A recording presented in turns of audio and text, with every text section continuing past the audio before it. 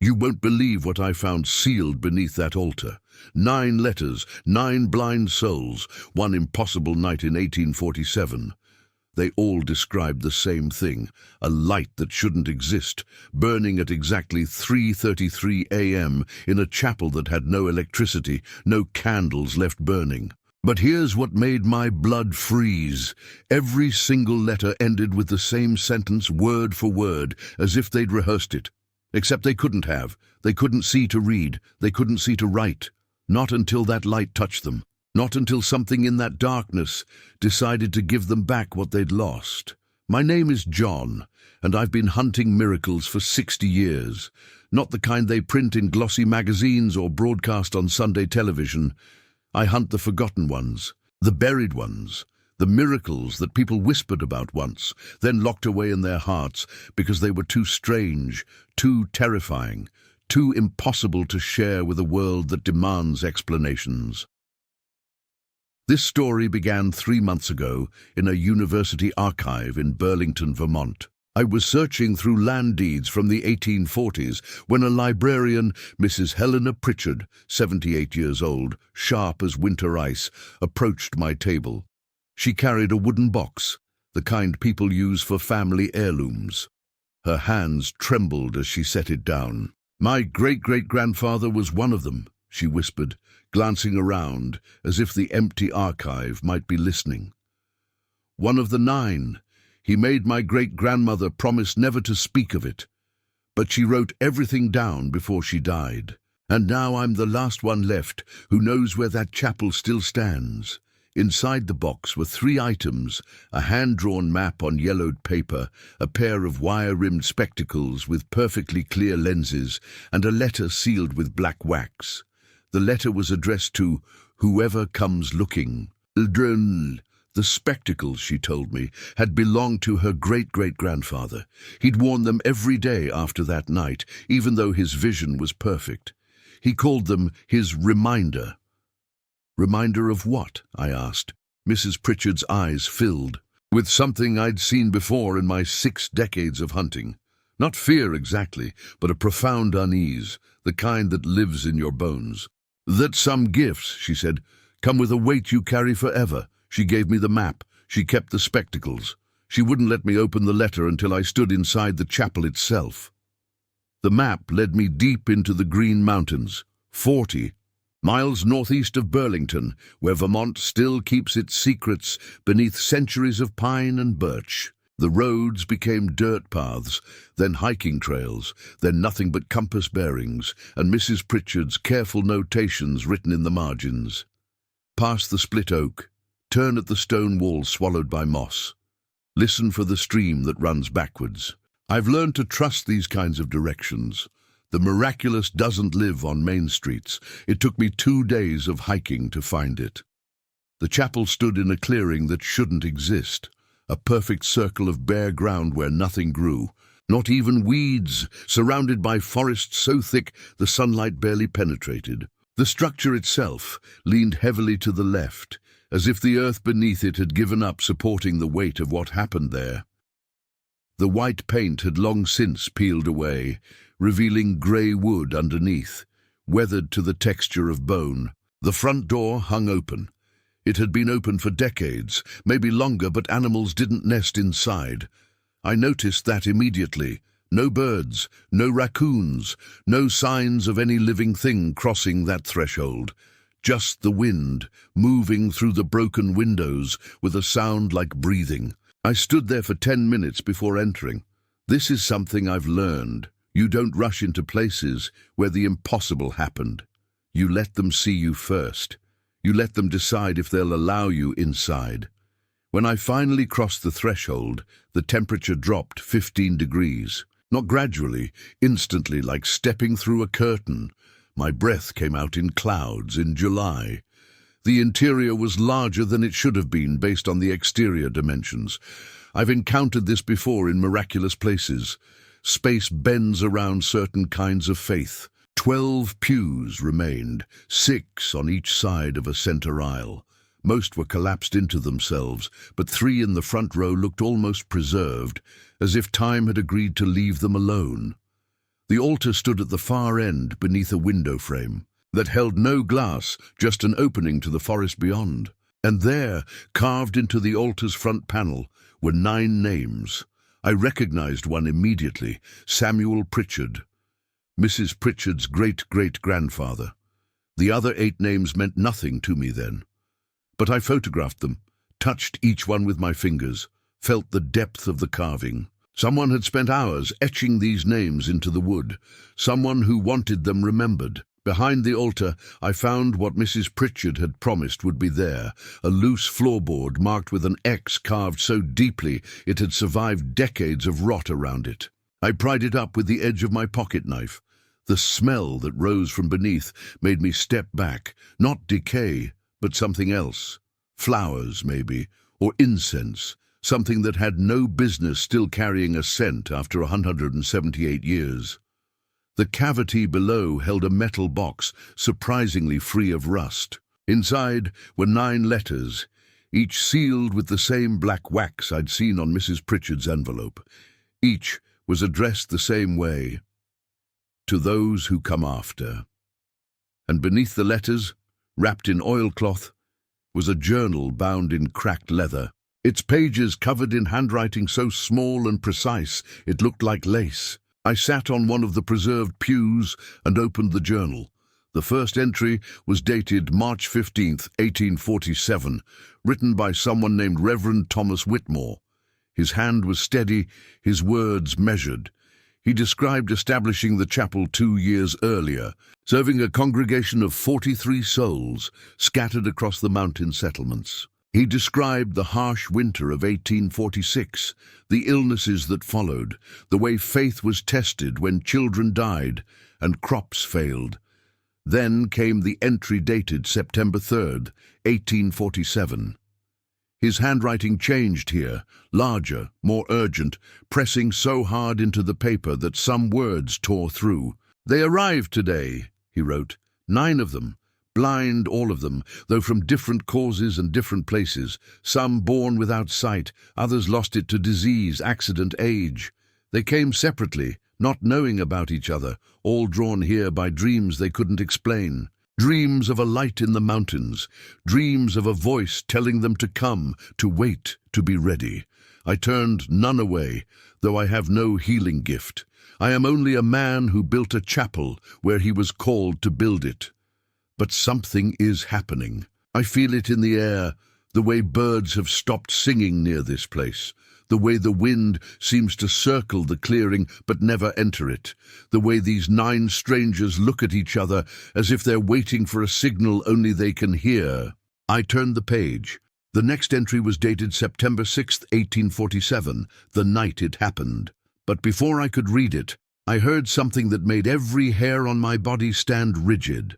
From somewhere inside the chapel, from a place where no one else should be, came the sound of someone breathing. Not the wind, not my imagination, someone else was here. I didn't move, didn't breathe. 60 years of hunting miracles teaches you one critical lesson. When the impossible presents itself, you don't run. You listen. The breathing came from behind the altar, steady and rhythmic, like someone in deep sleep. But there was something wrong with the rhythm. It was too slow, too measured, as if each breath was being counted, parceled out with intention. I gripped the journal tighter and stood, my knees protesting after sitting on the hard pew. The floorboards creaked under my weight, and the breathing stopped. Silence rushed in to fill the space, not peaceful silence, the kind that presses against your eardrums, that makes you aware of your own heartbeat thundering in your chest. "I'm not here to disturb anything," I said, my voice sounding small in the vast emptiness. "I'm just trying to understand what happened here." No response, but I felt something shift in the air, like the chapel itself was reconsidering my presence. I moved slowly toward the altar, keeping my hands visible, the journal held open like an offering. When I reached the altar's edge and looked behind it, there was nothing. No one, just bare floorboards and a wall with peeling paper that might have once been blue. But there on the floor where the breathing had come from was something that hadn't been there before. I was certain of it. A pair of spectacles, wire-rimmed, identical to the ones Mrs. Pritchard had kept, sitting perfectly centered on a square of wood that was cleaner than everything around it, as if that spot had been protected, preserved. I bent down to pick them up, and that's when I saw the inscription on the temple, S.P. Samuel Pritchard. My hands shook as I held them. These shouldn't be here. Mrs. Pritchard had her great-great-grandfather's spectacles. I'd seen them 3 months ago in Burlington. Unless he'd had 2 pairs, unless these were left behind intentionally, unless the journal. I needed to read what happened. I returned to the pew, set the spectacles carefully beside me, and found my place in Reverend Whitmore's entry from September 6th, 1847. The storm arrived at sunset, he wrote. Not a natural storm. I've lived in these mountains for 30 years and never witnessed anything like it. Lightning without thunder, wind that came from all directions simultaneously, and a darkness so complete it swallowed the lamplight. I tried to light every candle in the chapel, but they wouldn't catch flame. The wicks would glow red, but produce no light, as if the darkness was drinking it before it could be born. The 9 gathered at the altar without my instruction. I found them there when I felt my way through the blackness, all kneeling in a circle, their hands joined, their lips moving in prayer, though I heard no words. And then I saw it, felt it first. Heat, building from the center of their circle, growing hotter and hotter until I had to step back. The heat carried a presence. I know how that sounds. I'm a man of God. I've studied theology. I understand the difference between faith and superstition. But this was neither. This was something else entirely. At exactly 3:33 a.m., I know this because my pocket watch stopped at that precise moment and never worked again. The heat transformed into light, not from candles, not from any earthly source. It erupted from the floor beneath the 9, a column of brilliance so intense I had to shield my eyes. It rose through their circle, through their joined hands, and when it touched them, they screamed. God forgive me, they screamed like nothing human should scream, like their souls were being torn open and rewritten. The light lasted for exactly 3 minutes. I counted every second, praying it would stop, praying it would continue, not knowing which prayer was right. When the darkness returned, it was only natural darkness, the kind you can navigate, the kind that holds familiar shadows. I relit the lamps. They worked perfectly. And when the light fell across the 9 figures still kneeling at the altar, I saw that they'd changed. Their eyes, I'll never forget their eyes. They were open, all of them, looking around the chapel with expressions of wonder and terror mixed together. Samuel Pritchard turned to me, tears streaming down his face, and whispered, "Reverend, I can see you. Dear God, I can see everything, and I wish I couldn't see what else is here." I stopped reading. The breathing had started again. But this time it wasn't behind the altar. It was coming from the pew directly behind me. I turned slowly, knowing what I would find, knowing what I wouldn't find. The pew was empty. But pressed into the dust on its seat were 9 handprints, arranged, in a circle, exactly as they would be if 9 people had been kneeling there, hands joined. The handprints were warm. I touched one, the smallest, probably belonging to a child or a woman. Heat radiated from it, and in that moment of contact, I saw something. A flash of vision, lasting only a heartbeat. This chapel, filled with people, candles burning, voices raised in hymns. And standing at the altar, looking directly at me across 178 years, was Samuel Pritchard. His eyes were clear, perfect, seeing everything. And he was pointing at the journal in my hands, then at the sealed letters still in the metal box, his. Mouth-forming words I couldn't hear but somehow understood. Read them, all of them, before it happens again. The vision ended. The handprint went cold beneath my fingers, and in the forest outside, a bell began to toll. But this chapel had no bell. The bell tower had collapsed decades ago. The bell tolled 9 times. Each stroke vibrated through my chest, through the floorboards, through the very air itself. I grabbed the metal box and pulled out the 9 letters, my fingers clumsy with adrenaline. They needed to be read. Samuel Pritchard had crossed time itself to tell me that. I broke the first seal. The wax cracked like ice. The letter was written in a shaking hand, but legible. It was signed by Samuel Pritchard himself, dated September 7th, 1847, one day after the miracle. To whoever finds this, I can see now. I can see my wife's face for the first time in 20 years. I can see the mountains I only knew by touch and sound. I can see my children, grown into adults I never witnessed becoming. But I can also see them, the ones who gave us this gift. They stand in corners where shadows shouldn't fall. They watch from places that should be empty. They followed the light when it left us, and now they wait. The Reverend says it's our imagination, our minds adjusting to sight after years of darkness. But all 9 of us see them, in the exact same places, at the exact same times, always at 3:33 in the morning. We made a pact tonight. We will never speak of what we saw in that light. We will never reveal what price was named. We will carry our sight and our silence to the grave. But I write this because someone must know the light didn't come from God. It came from something older, something that was here before this chapel, before this mountain, before men had names for what we call divine. My hands trembled as I opened the second letter. Different handwriting, same date, signed by Martha Whitfield.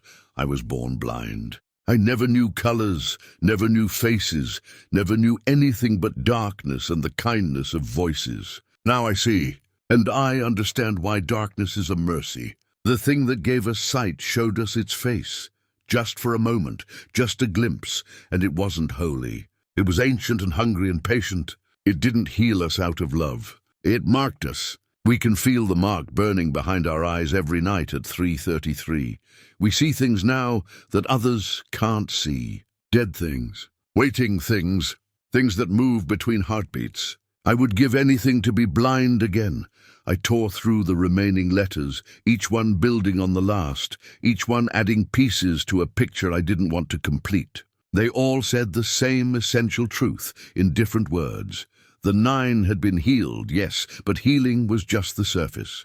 Something had used them, used their desperation, their faith, their willingness to accept any answer to their prayers. And in accepting sight, they'd become bridges, doorways between what is and what waits. The 8th letter stopped me cold. It was from Reverend Thomas Whitmore. I lied in my journal. I was too afraid to write the truth where it might be read by my congregation, by my bishop, by anyone who trusted me as a man of God.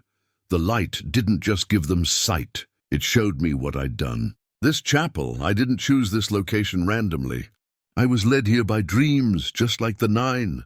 Dreams of a voice promising me a congregation that would never leave, a faith that would never waver, miracles that would prove God's love. I was a fool. I built a church on ground that belonged to something else. I erected an altar over a door that should have stayed closed. And on September 6, 1847, the 9 opened it. Their desperation, their faith, their combined need. It was the key. And when that door opened, when the light poured through, I saw what was on the other side. We call them miracles. They call it feeding. The 9th letter wasn't a letter at all. It was a single sentence written by all 9 of them. I recognized the handwriting changing every few words, different hands taking turns to form a message. It wakes every 178 years, and it's hungry again. I looked at my watch. 2:31 a.m. I hadn't realized how long I'd been here, how the hours had slipped past while I read. The chapel suddenly felt smaller, the walls closer, the darkness in the corners deeper and more aware. The years since 1847, that was 2025. That was now. That was tonight. The temperature plummeted. My breath came out in white clouds that hung in the air like ghosts. And from beneath the floorboards, from the cavity where I'd found the box, came a sound like something waking up. Something stretching after a long sleep, something remembering it was hungry.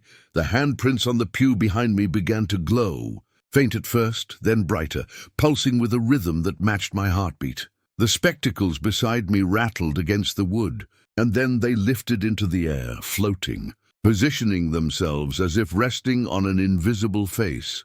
A voice, Samuel Pritchard's voice. I knew it somehow, came from everywhere and nowhere. Run or stay and see, but choose now, John. It's almost 3:33, and the door is opening whether you're ready or not. The light started building beneath the altar. The same light from 178 years ago. The same impossible brilliance. And I understood, in that crystallizing moment of terror and wonder, why the 9 had written their letters. Why they'd sealed them and buried them and begged someone to understand. Because the miracle wasn't the healing. The miracle was surviving what came after. The light exploded upward, and I saw what they saw. I saw what had been waiting beneath this chapel for centuries. I saw the face of the thing that grants impossible prayers, and it saw me. I don't remember closing my eyes, but I must have. Because when I opened them, dawn was breaking through the broken windows, painting the chapel in shades of gold and amber. The letters were scattered around me. The spectacles lay on the floor, their lenses cracked straight through the center. And I was still alive. But I was different. I walked out of that chapel at sunrise, and the forest looked wrong. Not threatening, just more. Colors were too vibrant, edges too sharp. I could see the individual veins in leaves 50 feet away. I could see the patterns air makes when it moves. I could see traces left by things that had passed through hours, maybe days before. And at the edges of my vision, in the corners where shadows gather, I could see them. The watchers. The things that followed the light. The price that came with answered prayers. I'm writing this 3 months later, back in my study, surrounded by 60 years of miracle hunting. I haven't returned to Vermont. Mrs. Pritchard called twice. I didn't answer. How do you tell someone that their great-great-grandfather's legacy isn't faith rewarded, but a door opened that should have stayed closed? But here's what I can't stop thinking about. It worked. Whatever that thing was, whatever it wanted in return, it genuinely healed them. 9 people who lived in darkness walked out into light. They raised families, lived long lives, saw sunrises and their grandchildren's faces and all the beauty this world offers. Was the price too high? Ask them. Ask Samuel Pritchard, who spent 20 years seeing his wife's face. Ask Martha Whitfield, who experienced color for the first time at age 47. They knew what they'd done. They knew what watched them from the corners, and they chose to live anyway. Maybe that's the real miracle. Not the healing itself, but the courage to accept it. To take the light even when you've seen where it comes from. To open your eyes even when you know what else you'll see. I look at my hands now, and I can see things moving beneath the skin. Pathways of light, networks of energy, the machinery of being alive. I see it in everyone I pass on the street. We're all walking miracles, powered by forces we don't understand, sustained by mysteries we've agreed not to question too closely.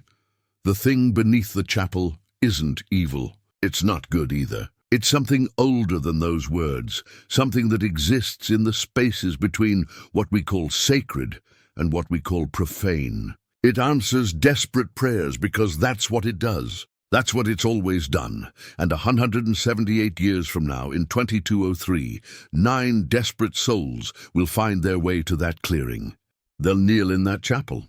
They'll pray with everything they have. And the door will open again. I left something behind in that metal box. A letter of my own, for whoever comes hunting this miracle next. It says only this: the invisible is real. Faith makes it visible. And some gifts change you in ways you can't predict. But change isn't the same as corruption. The 9 lived full lives. So will I, so will you, if you're reading this. The question isn't whether to believe in miracles. The question is whether you're brave enough to accept one,